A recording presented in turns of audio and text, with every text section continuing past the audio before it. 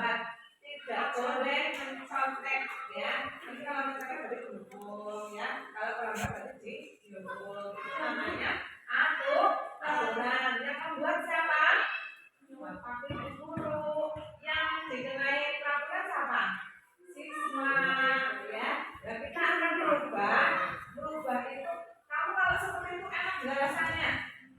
Kalau dihukum misalnya terlambat harus kirim sekolah 10 kali dihukum itu namanya ya. Itu enak apa tidak? Tidak ya.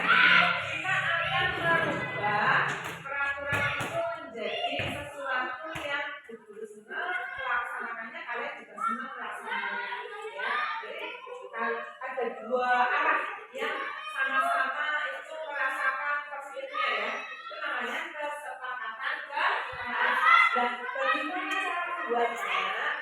Cara membuatnya itu adalah dengan membuat kata-kata atau kalimat positif.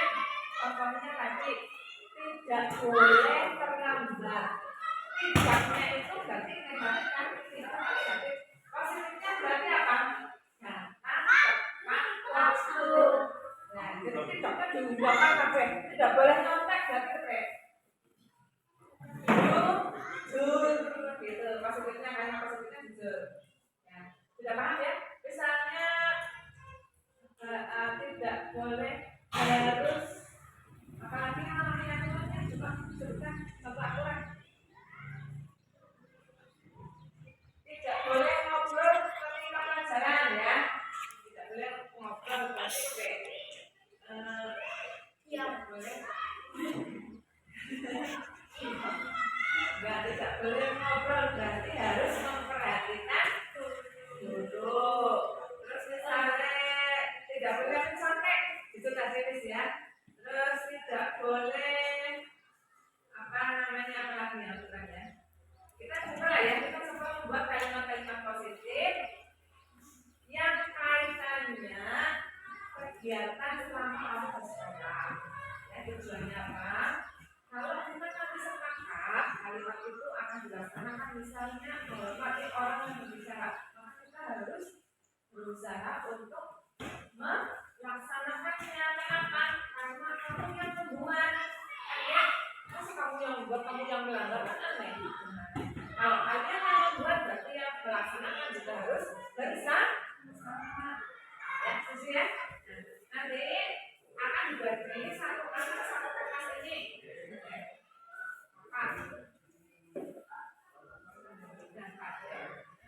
Ini berapa ini?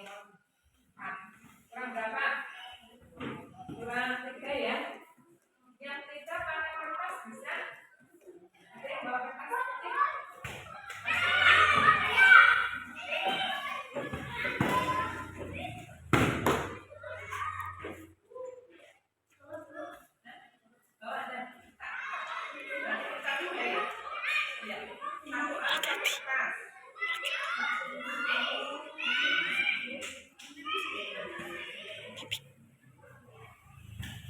Biar cakep ya, untuk apa ya? Untuk bulan apa dong? Ya, ini ya. Serang untuk apa? Silakan.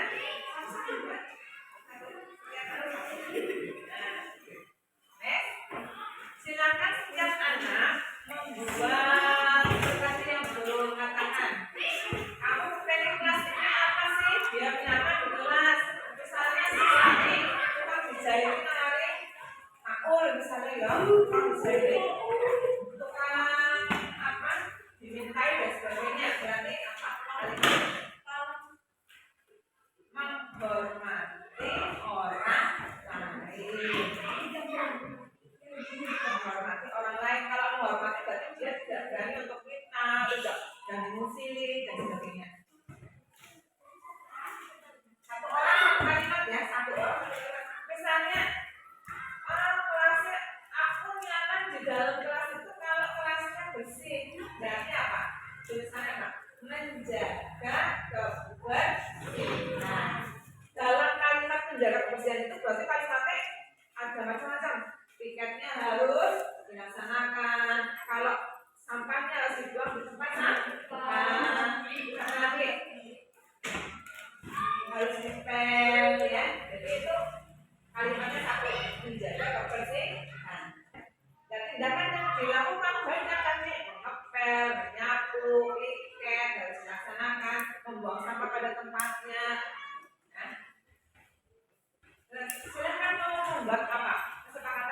biar kamu tuh nyaman. Misalnya si kamu tukang nyontek, berarti si pinggirnya harus jujur, disiplin, komitmen, menjaga keindahan, menghormati orang lain. Boleh pesan kalian mengharapkan kelas ini supaya kondusif, supaya nyaman untuk belajar. Pengen yang seperti apa?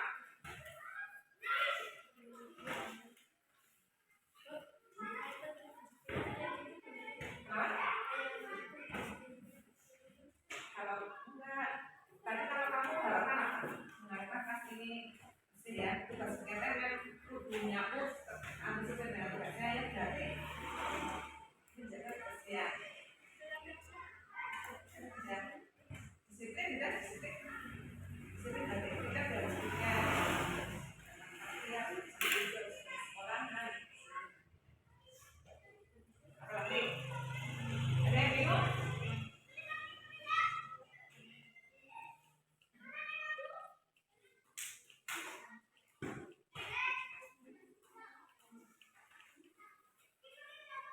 Disiplin, menghargai orang lain, terus apalagi ya, jujur, tepat waktu bisa. Tepat waktu itu misalnya kamu harapannya kalau jam 7 ya sudah masuk, nanti pulangnya jam 11. Boleh satu-satu ya, apa? Minum yang minum kan? Yang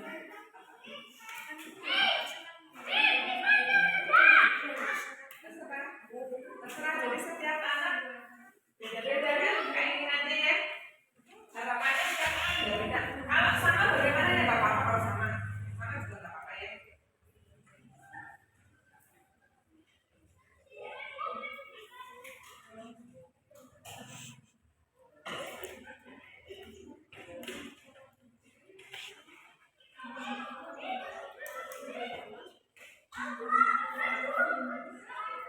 Nanti yang sudah menempelkan dengan satu slotnya ya, nanti kalau sudah dikembangkan satu slotnya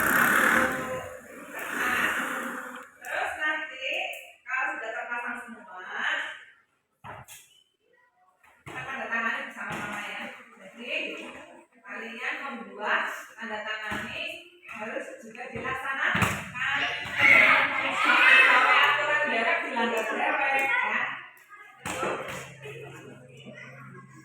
Boleh. Baik. Ada yang sudah? Ya, silakan. Satu-satu.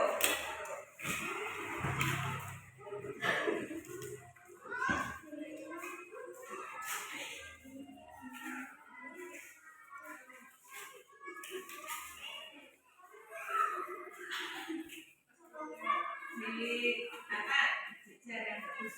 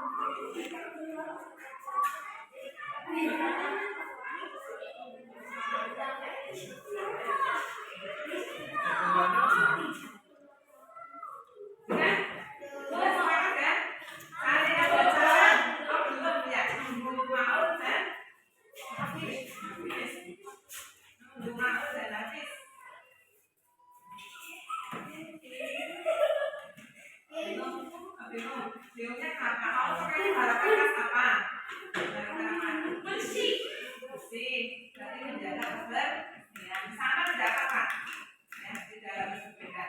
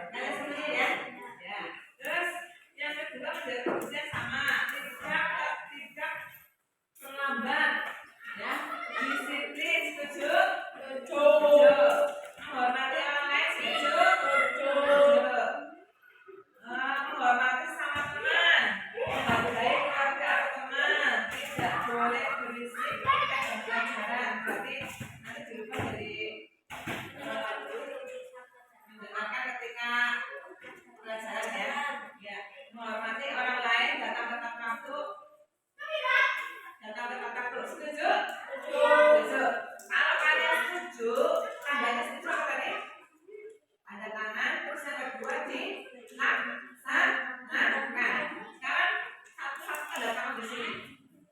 Satu, gimana dulu? Dari Aisyah.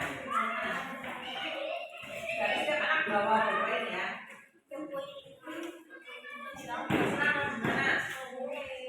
Ya, terus tanda tangan harus diberi nama ya. Aisyah.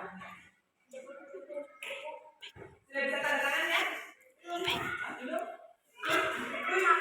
Belum tanda tangan? Boleh. Boleh. Sini. Boleh tanda tangan sini.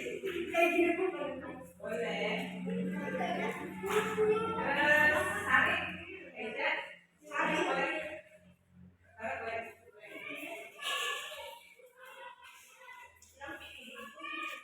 Terus beri nama bapaknya ya. Siapa lagi? Siapa?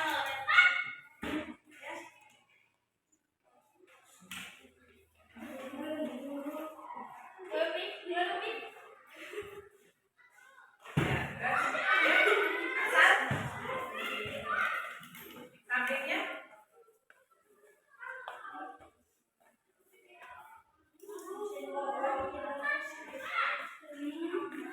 Ya. Lalu sampingnya. Ya, mau. Boleh bapak bawahnya boleh nggak harus dulu.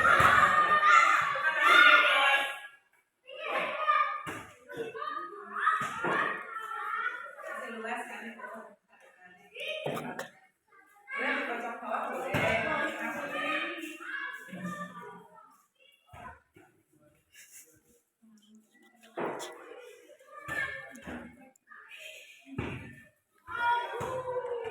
Nyundi orang ketangkap orang emang udah nanti kata sedikit dasmu geser lagi ngene gue ada geser gue rakyatan kok yang ana ada sing ana itu Bawahnya boleh. Luas.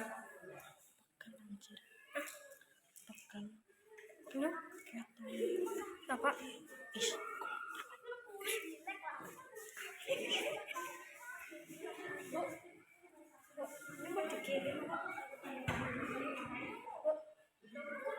Udah semuanya? Terima kasih ya. Akhirnya sudah terbentuk satu negara ya. Semoga kita semuanya bisa melaksanakan menjalankannya dengan baik-baiknya supaya apa? Supaya kalian belajar di sekolah dengan nyaman, dengan tenang, tidak merasa diganggu atau tidak dibebani oleh aturan-aturan karena ini yang membuat adalah kalian sendiri, berarti kalian yang harus melaksanakan. Setuju ya? Ya setuju. Kalau setuju kita akhiri saja kegiatan hari ini. Terima kasih atas perhatiannya ya. Assalamualaikum warahmatullahi wabarakatuh. Waalaikumsalam warahmatullahi wabarakatuh.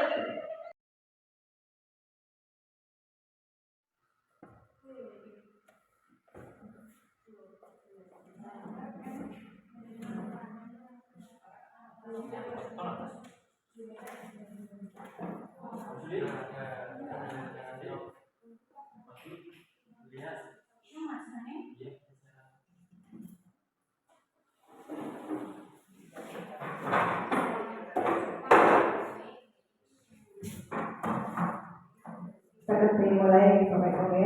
Assalamualaikum warahmatullahi wabarakatuh.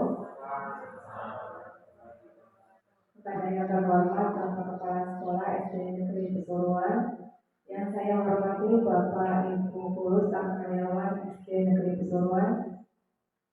Alhamdulillah pada kesempatan hari ini kita diberikan nikmat sehat, nikmat kesempatan sehingga bisa berkumpul dalam acara penyebaran atau berbagi pemahaman dan pengalaman mengenai penerapan konsep-konsep inti budaya positif yang merupakan salah satu wujud aksi nyata saya pada program kegiatan calon guru penggerak angkatan 8 BPPP Jawa Tengah, Provinsi Jawa Tengah. Selama salam marilah kita panjatkan ke hadirat junjungan Nabi Agung kita Nabi Muhammad SAW.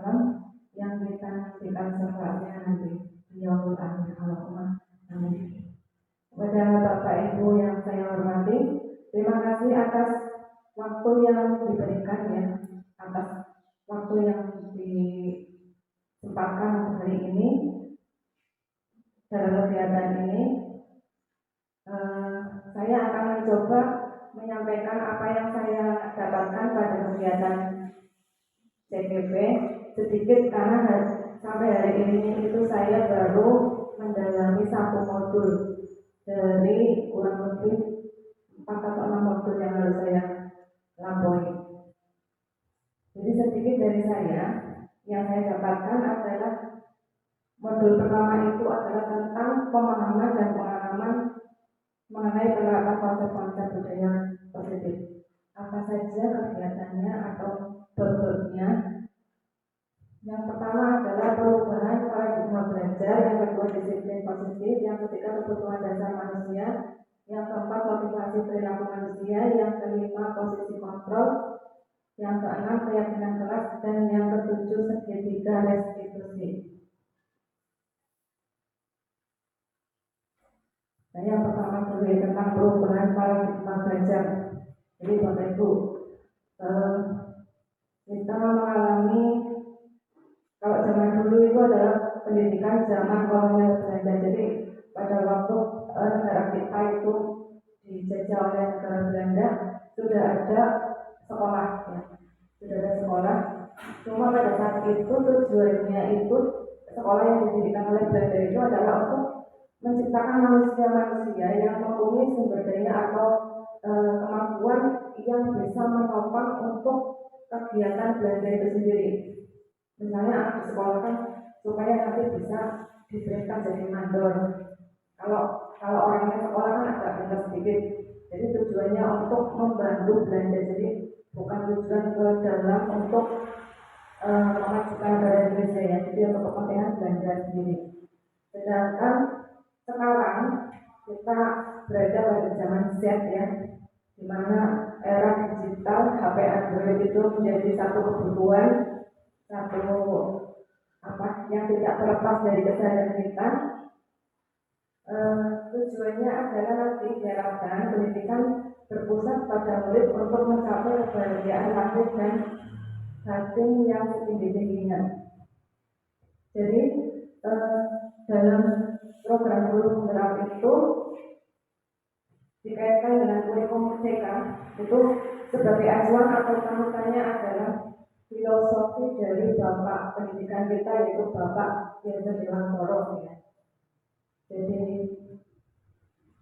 menurut Bapak Jenderal Dewantoro, tujuan pendidikan ialah menuntut segala kodrat yang ada pada anak-anak agar mereka dapat mencapai keselamatan dan kebahagiaan yang setinggi-tingginya, baik sebagai manusia maupun sebagai anggota masyarakat. Jadi kodrat yang dimiliki oleh anak itu ada dua macam, yaitu kodrat alam dan kodrat zaman. Kodrat alam itu adalah kodrat yang melekat pada diri anak tersebut, di mana selama masa pertumbuhan perkembangan itu anak mengalami masa-masa misalnya umur 0 sampai 8 tahun itu ada wiraga, wirama, wirasa. Jadi untuk penerapan model pembelajarannya pun berbeda-beda sesuai dengan tahapan tumbuh kembangnya.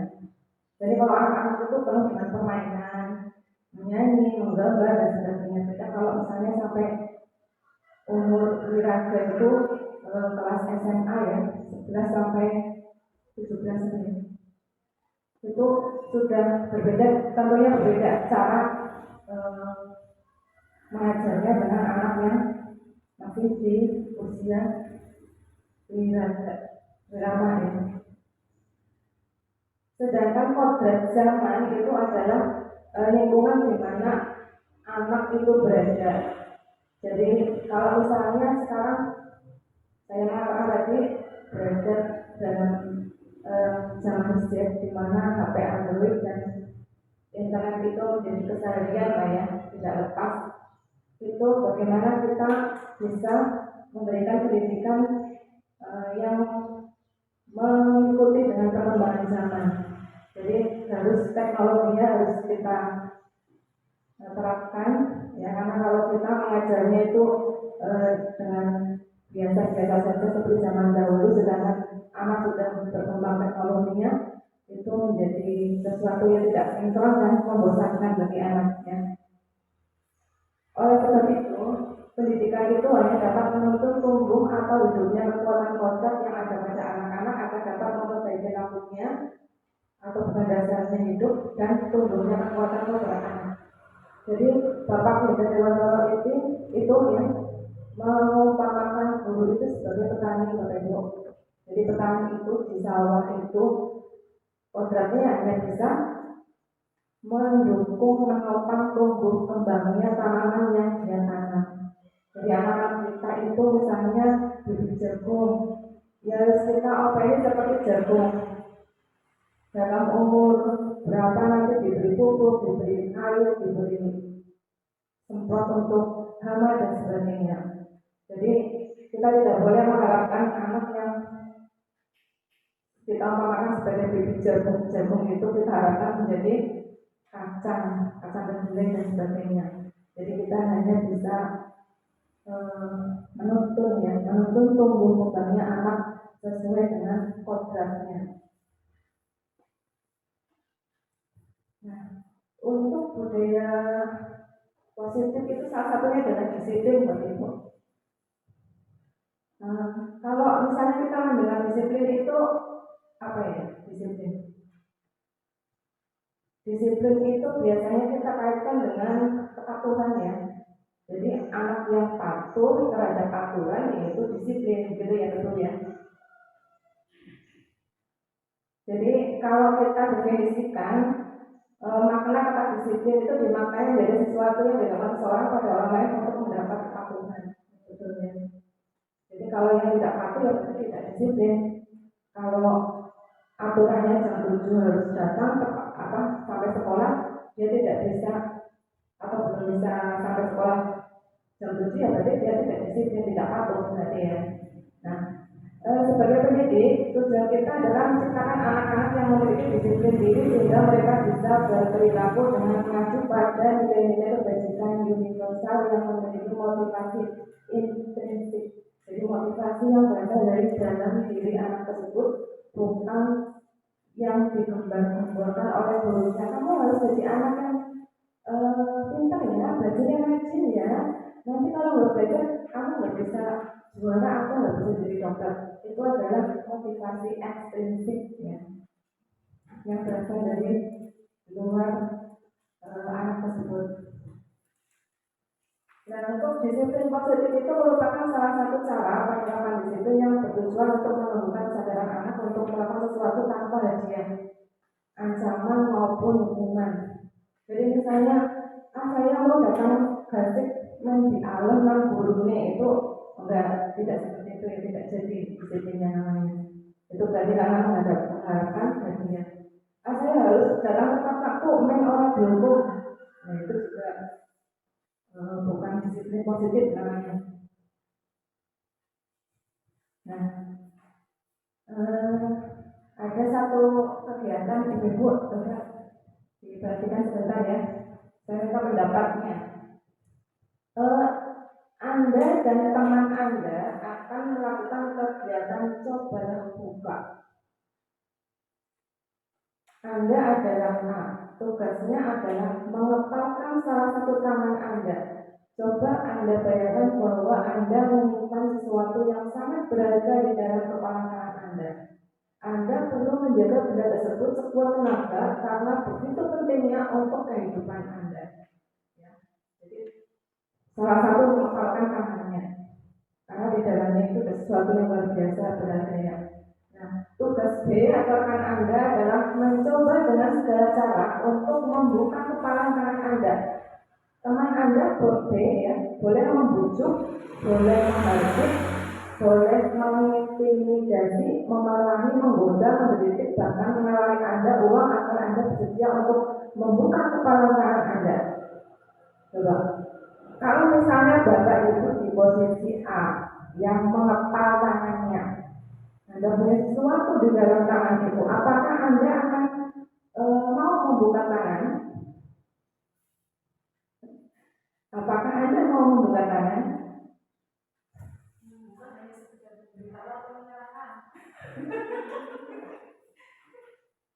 Ini konteksnya hanya membuka tok. membuka tapi kan di dalamnya ini, di dalam kepala ini ada sesuatu yang sangat rahasia yang berharga bagi Anda. Yang dengan segala kekuatan mencoba untuk mempertahankan supaya orang lain tidak tahu.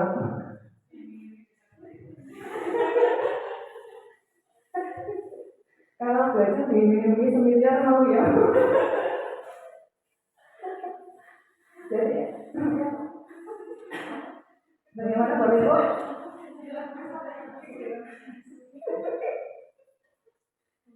Nah, ini untuk pertanyaan pertama ya. Apakah Anda atau B, kalau ini kedua-duanya dilaksanakan oleh dua orang pihak yang B juga sama misalnya, yang nanti gantian misalnya A mengepal dulu, B yang titik-titiknya membuka ya. Nanti yang kedua terus B mengepal, yang A yang mencoba untuk membuka. Kira-kira apakah membuka tangannya? Pertanyaan nomor 1. Kira-kira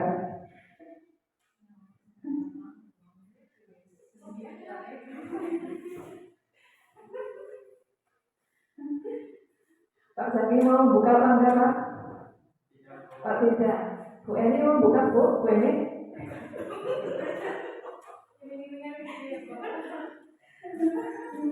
Terus apa alasannya? Ya. Kalau misalnya Anda sebagai tadi yang mengepalkan tangan terus mau membuka dengan bukti peradilan tadi ya yang begitu, apa alasannya mau membuka? Tadi alasannya uang ya Bu ya.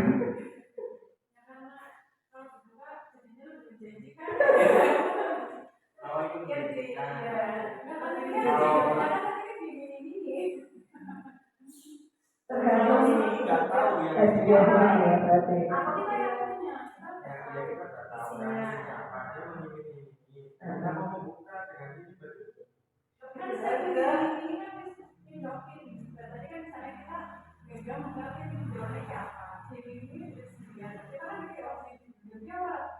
Kalau Anda tidak seperti itu.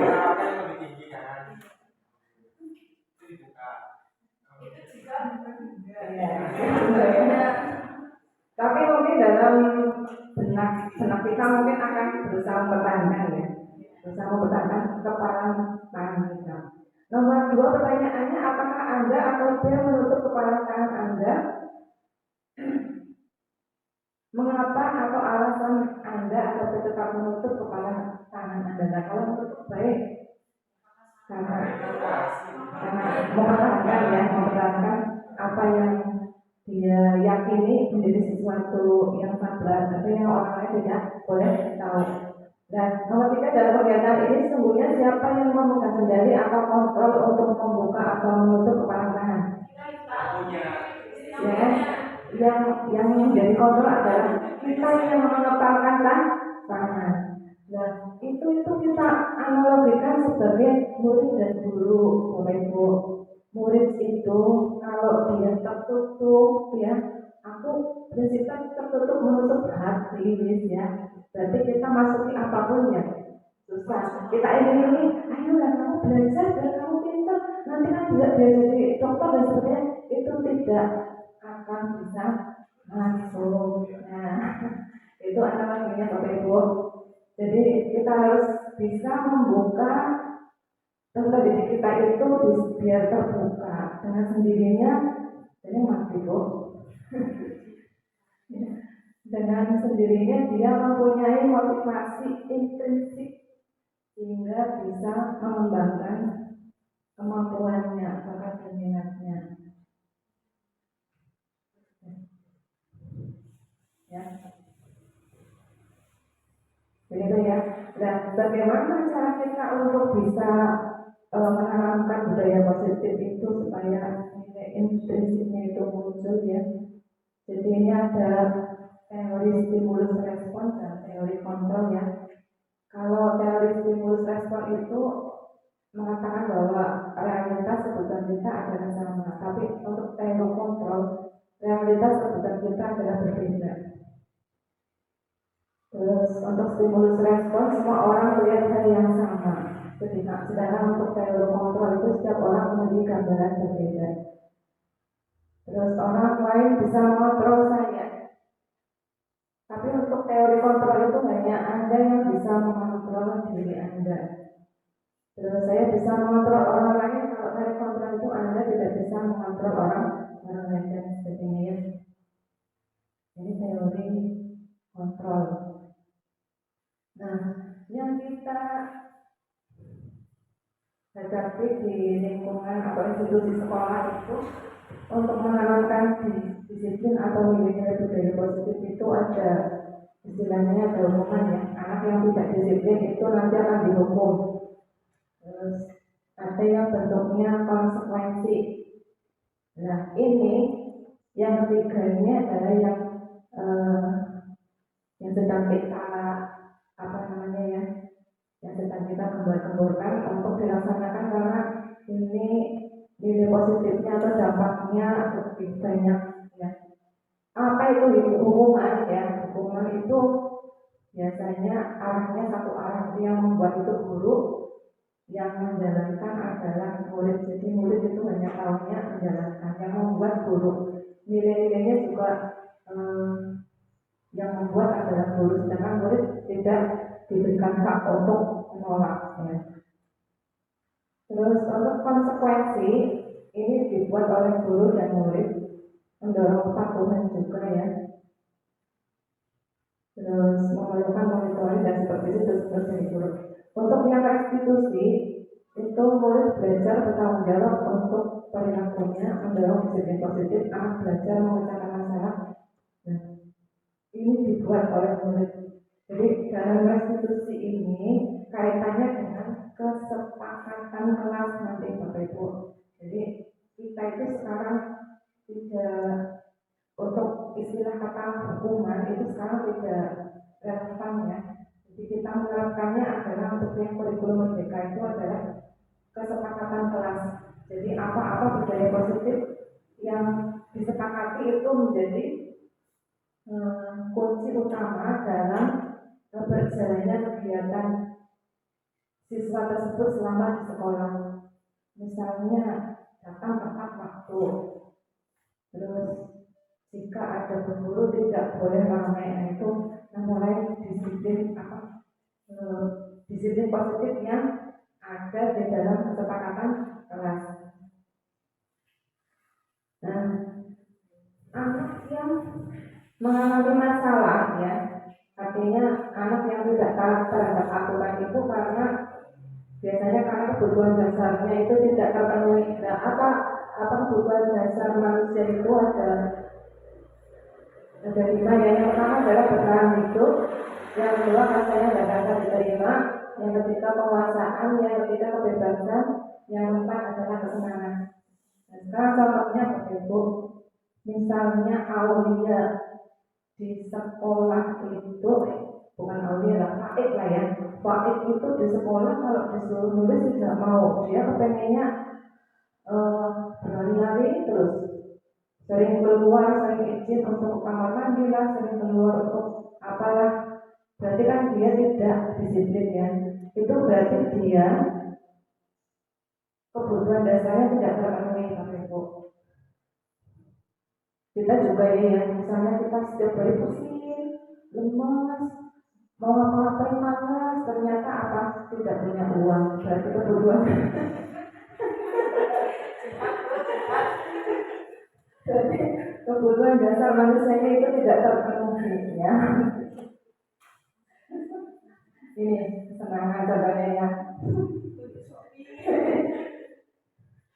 Nah, kalau Faik itu yang tadi keluar, mungkin dia sering keluar dan sebagainya, mungkin dia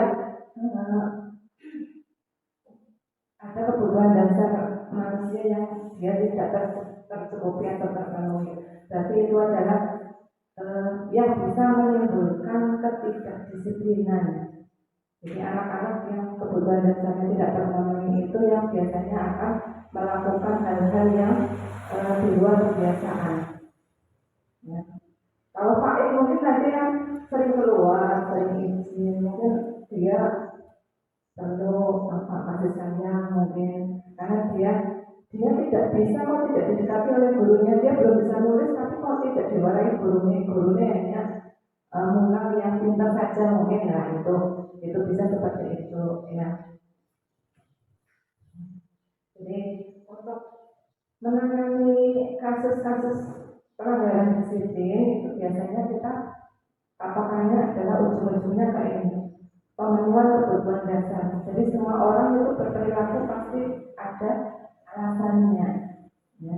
Kenapa dia maling, mencuri, berarti dia punya alasan karena kebutuhan dasarnya tentang bertahan hidup itu kaitannya dengan makan, minum, itu dia tidak terpenuhi. Tapi tidak punya uang untuk beli makan, tidak punya uang untuk ngopi, berarti dia melakukan pelanggaran disiplin dengan mencuri.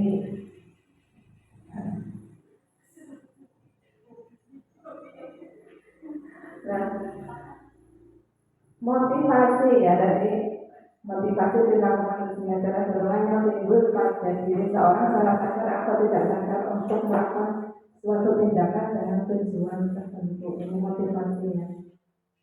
Motivasi kedua yaitu motivasi intrinsik yang dari dalam dan motivasi ekstrinsik dari luar ya.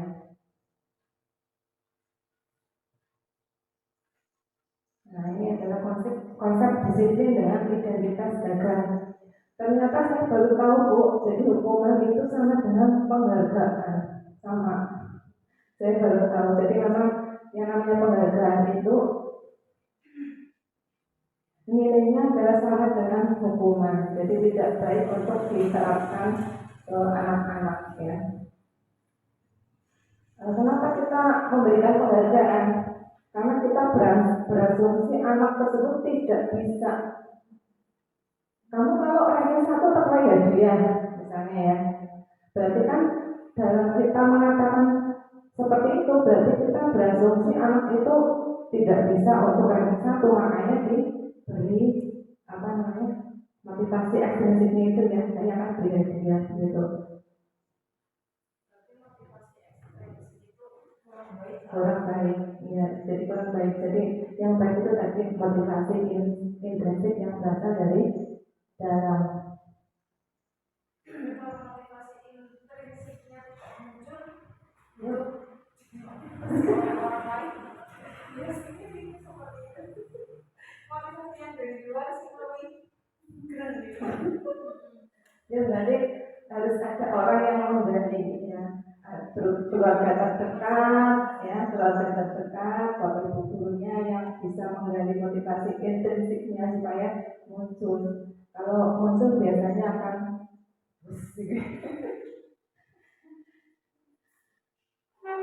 ini konsep disiplin dengan identitas. Terus ini yang baik Bu. Jadi ada konsekuensi dan restitusi. Kalau yang tadi gagal ya, hadiah dalam hubungan itu gagal. Jadi kurang baik diterapkan ke didik. Kalau untuk yang bagus itu konsekuensi dan restitusi. Kalau konsekuensi sudah sering kita mendengar ya. Jadi misalnya anak menyopek kertas temannya, berarti konsekuensinya yang mengembalikan kertas itu tadi namanya konsekuensi ya.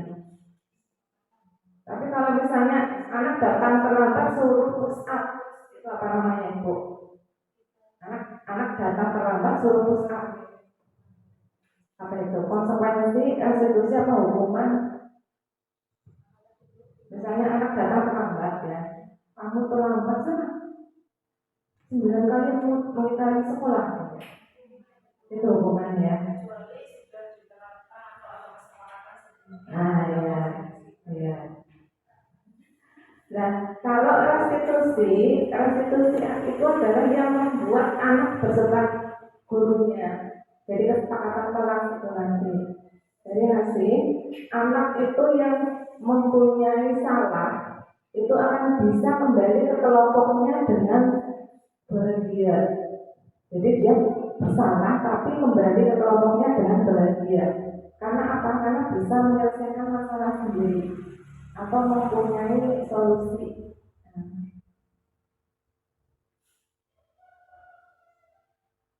Nah, untuk konsep disiplin dengan pendekatan restitusi itu ada sebuah cara menanamkan disiplin pada murid. Ya. Nah, apa itu restitusi? proses menciptakan kondisi bagi murid untuk memperbaiki kesalahan mereka sehingga mereka bisa kembali pada kelompok mereka dengan karakter yang lebih kuat. Jadi walaupun dia melakukan kesalahan, tapi dia tidak merasa disalahkan terus sehingga berkecil hati dan dikecilkan oleh teman-temannya. Tidak seperti itu, tapi dia bisa kembali ke kelompoknya dengan karakter yang lebih kuat. Saya melakukan kesalahan, iya, tapi saya akan memperbaiki kesalahan itu. Kesalahannya apa? Misalnya ngomeni ya, padu sama temannya, ya berarti saya harus minta maaf. Terus kalau sudah minta maaf, bagaimana? Tidak akan mengulangi.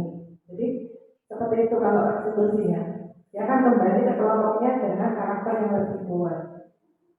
Nah, ini ciri-cirinya.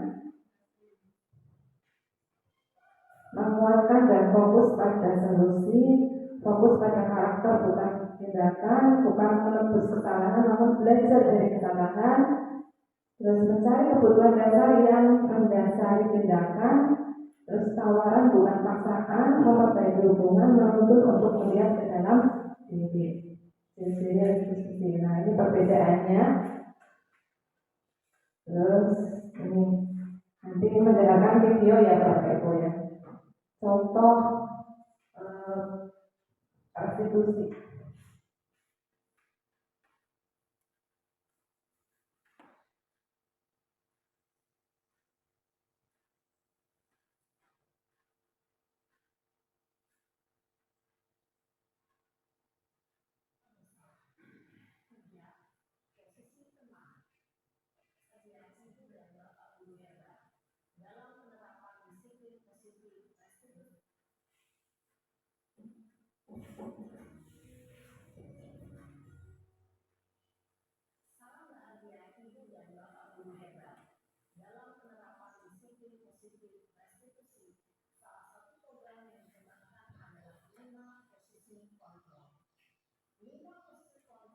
Restitusi adalah proses perjalanan seorang pendidik agar dapat mengenali dirinya. Pada video kali ini, kita akan membahas tentang 5 posisi kontrol yang dikembangkan oleh Diane Lawson dan contoh penerapannya.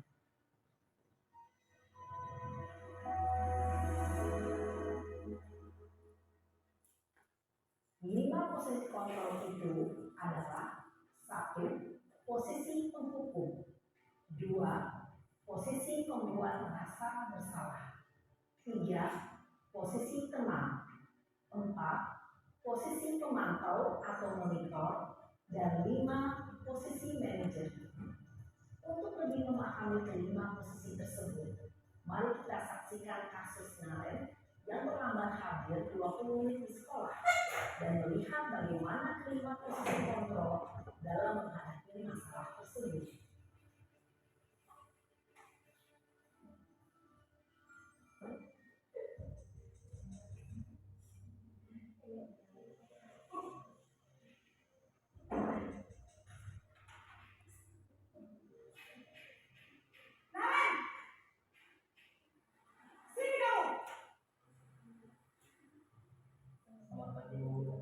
Selalu terlambat.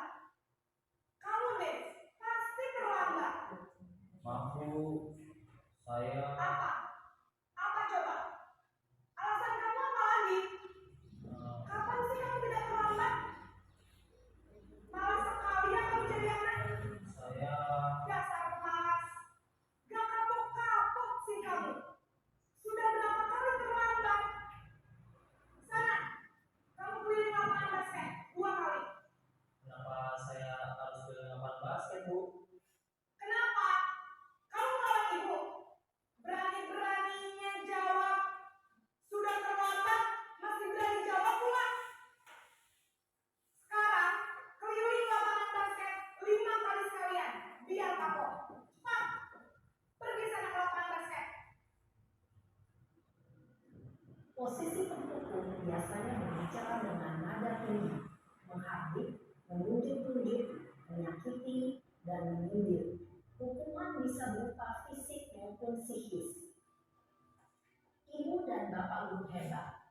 Dampak yang terjadi pada murid ketika guru berada pada posisi penghukum adalah murid cenderung akan memberontak, bahkan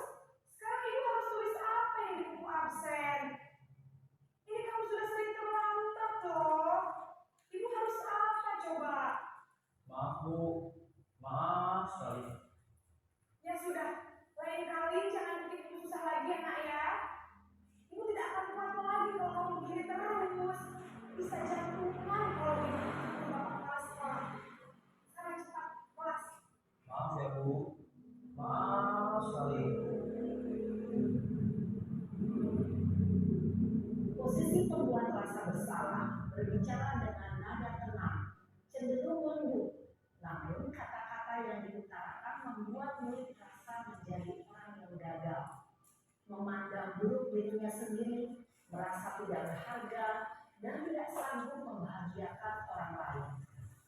Ketika guru mengambil posisi pembuat rasa bersalah, murid akan menganggap dirinya yang bersalah dan ia akan menyimpan emosi negatif tersebut di dalam dirinya.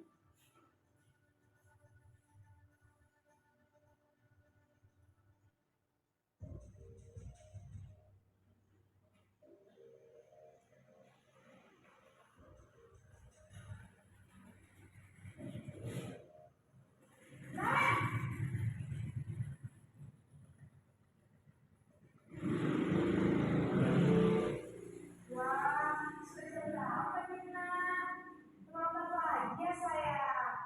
Iya Bu, habis ibu saya lupa bawakan saya Bu. Kamu malah menyalahkan ibu kamu.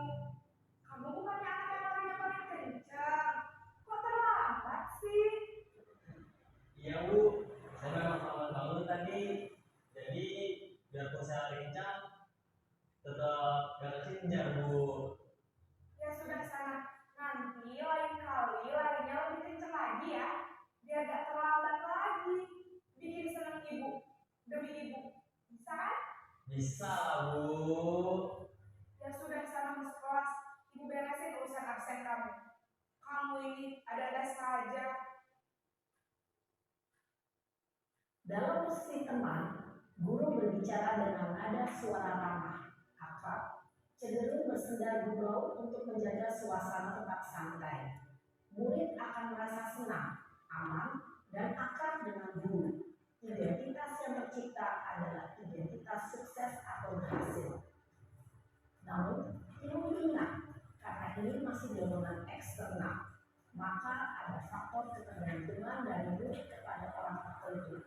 Di sini guru aksennya, sehingga di lain waktu murid bisa berperilaku baik, namun hanya kepada orang-orang tertentu saja.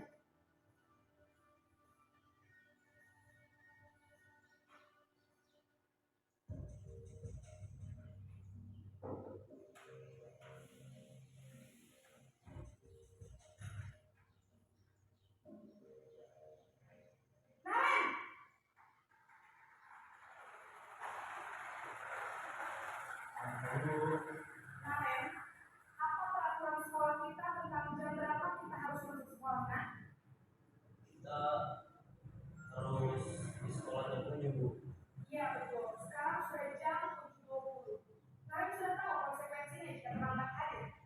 Paham Bu, saya harus tinggal kelas pas jam istirahat selama 20 menit. Iya benar, konsekuensinya demikian. Jadi nanti jam 9.30 pasti kamu harus tidak kelas. Ya. Baik Bu. Posisi pemantau mengandalkan penghitungan atau data untuk mengontrol murid. Guru mengarahkan murid berdasarkan peraturan dan konsekuensi. Seorang pemantau menunjukkan bahasa tubuh dan ekspresi wajah yang datar dan cenderung formal.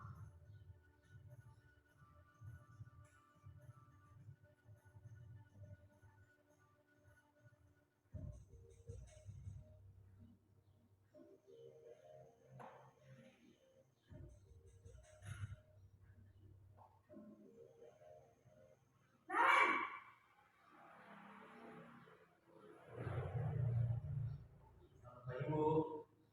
Selamat pagi, Naren. Maaf Bu, saya terlambat. Iya, sekolah masuknya jam 7, sekarang sudah jam 7.20. Jadi sekarang bagaimana ini, Naren? Maaf Bu, saya lupa alarm saya semalam. Baiklah, menurut kamu, keyakinan sekolah yang mana yang perlu kamu tingkatkan? Menghargai diri sendiri dan orang lain mungkin ya Bu. Setuju. Jadi, apakah Naren meyakini prinsip saling menghormati tersebut? Iya Bu, saya meyakininya. Apakah Naren bersedia memperbaiki masalah keterlambatan ini? Bersedia Bu. Bagaimana kamu akan memperbaiki masalah keterlambatan ini? Saya akan coba tidak lupa menyetel alarm saya, Bu. Baik, kalau kalian lupa menyetel alarm di rumah, ada orang yang kira-kira bisa bantu mengingatkan tidak? Ada, Bu. Kakak saya, Kak Emma. Ada lagi selain Kak Emma? Selain Kak Emma, ada ibu saya. Baik, jadi yang mengingatkan Naren adalah Kak Emma dan ibu kamu ya. Kira-kira akan mulai set alarm kapan nih Naren? Setelah pulang sekolah, akan segera saya lakukan. Baik, jadi Naren akan setel alarm untuk bangun besok pagi dan akan diingatkan oleh kakak dan ibunda Naren ya. Ada lagi yang mungkin perlu dilakukan agar tidak terlambat bangun lagi? Tidak ada, Bu. Baik Naren, terima kasih untuk kerjasama kamu. Sekarang kamu perlu kembali ke kelas untuk belajar. Baik, Bu. Terima kasih.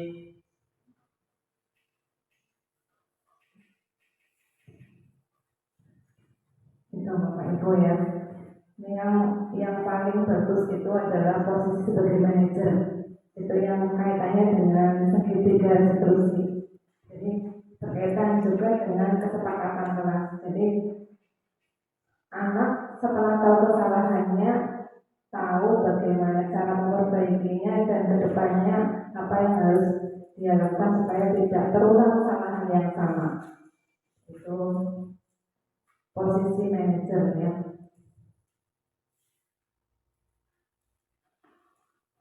Jadi untuk 5 posisi kontrak guru yang paling bagus itu adalah sebagai posisi manajer ya. Jadi tidak menyalahkan anak, tapi anak menyadari kesalahannya dan bisa mengatasi atau mencari solusinya sendiri. Ini tadi ya contoh 5 posisi kontrol yang biasanya itu diucapkan oleh guru yang sebagai penghukum posisinya ya patuhi aturan sekolah lalu berdiri di barisan lain. Terus kalau yang membuat rasa bersalah itu berapa kali bapak bilang kamu sama kamu, bapak kecewa sama kamu ya. Bisa ucapan-ucapan yang diucapkan oleh kita kalau posisinya sebagai pembuat rasa bersalah. Kalau sebagai teman contoh ayolah yang penting buat bapak ibu guru bangga kalian ini tidak apa-apa berbuat salah, kali ini tidak apa-apa berbuat salah, jangan diulangi dan sebagainya ya. Kalau yang posisinya pemantau, kamu sudah melanggar apa peraturan sekolah kita dan apa konsekuensinya. Untuk yang manajer ini biasanya kalimatnya apakah kamu tahu kesalahan kamu, ibu saya datang terlambat. Jadi kita tidak menuduh dia itu terlambat, terus dia merasa bersalah karena terlambatannya itu tidak. Terus kira-kira bagaimana cara kamu perbaiki kesalahan kamu ini? Nah, seperti itu. Ini tahapan segitiga restitusi ya. Yang pertama adalah menstabilkan identitas ya. Kalau kita posisinya sebagai manajer biasanya kalimatnya begini. Orang ya wajar manusia itu berbuat salah itu adalah wajar gitu ya, untuk menstabilkan identitas. Kalau validasi tindakan yang salah itu contohnya kalimatnya begini, apakah tindakan kamu itu sesuai dengan kesepakatan kelas atau kamu sudah melanggar kesepakatan kelas yang mana dan sebagainya ya. Terus kalau menanyakan keyakinan, setelah memperbaiki kamu akan menjadi orang yang bagaimana. Nah, kalimatnya biasanya seperti itu. Nah, untuk yang terakhir adalah keyakinan kelas ya. Ini yang kalau kurikulum merdeka ini yang menjadi ciri khasnya itu ada keyakinan kelas. Jadi RPP-nya walaupun hampir mirip dengan kurbilas itu, kalau saya PPT pembedanya yaitu ada penyampaian keyakinan kelas di setiap pembelajaran. Jadi harus diingatkan kembali keyakinan kelas apa yang sudah kita sepakati dan sebagainya.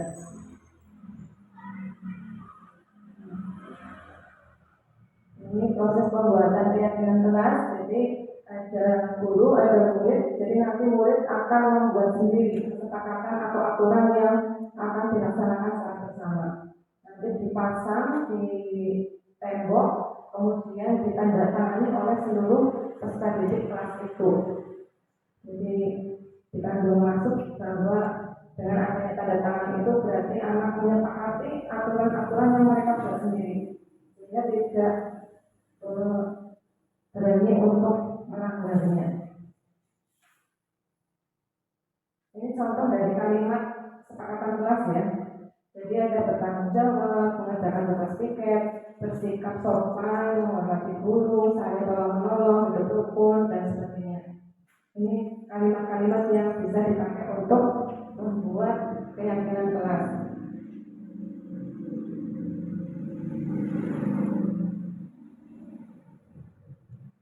Nah, yang terakhir ini Bapak Ibu ya.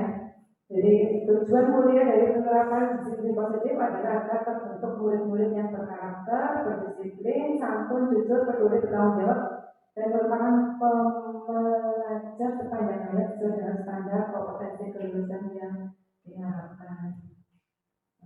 Demikian Bapak Ibu sedikit ilmu yang saya peroleh dari kegiatan CGP, satu modul ya. Mungkin yang baik silakan diambil, yang kurang baik ditinggalkan. Sekali lagi terima kasih untuk partisipasinya. Saya akhiri, barangkali mungkin ada salah kata, minta maaf ya. Saya akhiri, assalamualaikum warahmatullahi wabarakatuh.